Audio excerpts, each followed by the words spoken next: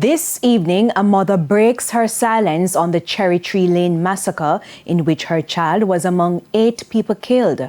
Her second child was among the other 11 people who were injured. Romarda Lyons reports. It's been 10 days of heartache, and for this mother, it's like a vicious cycle each sunset. Her baby, 2 months away from his second birthday, has a bullet scar on his shoulder that she'll see each time she gives him a bath. And to make matters worse, she's left to plan a funeral for his older brother, her 8-year-old son, Aiden Bartley. Still a nightmare. It's like me just don't want to get her in, just don't want to night. Sometimes me get a feeling like a living fire in my belly.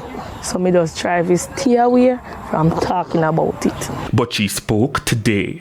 She doesn't live in Cherry Tree Lane and ended up in the area to return support, as they would normally support me as well. She had no intention to stay long, but then she heard explosions. She grabbed Aiden and ran with him to safety behind a car. In the chaos, she got separated from the 1-year-old. Heard the baby crying, but I assumed that somebody had him. However, after the shooting ceased, I tried shaking the 8-year-old, didn't respond, and I got up to see where the baby was.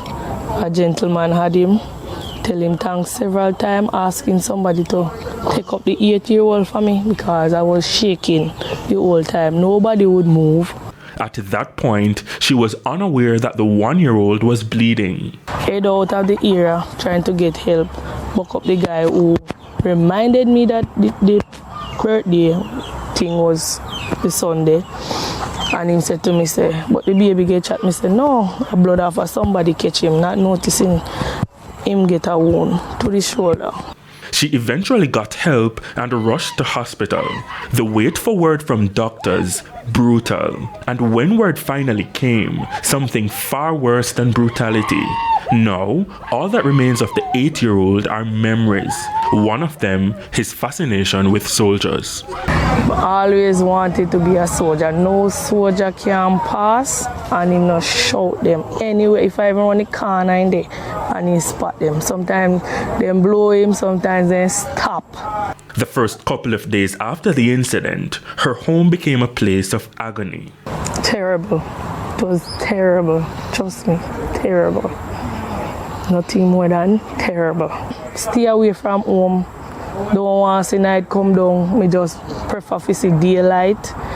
Me just couldn't face up to the yard knowing say me I come back home without him. I run a business and me can call upon him to serve at least one water, one juice, watch your brother while me cook. Me not go nowhere leave them. Romarda Lyons, TVJ News.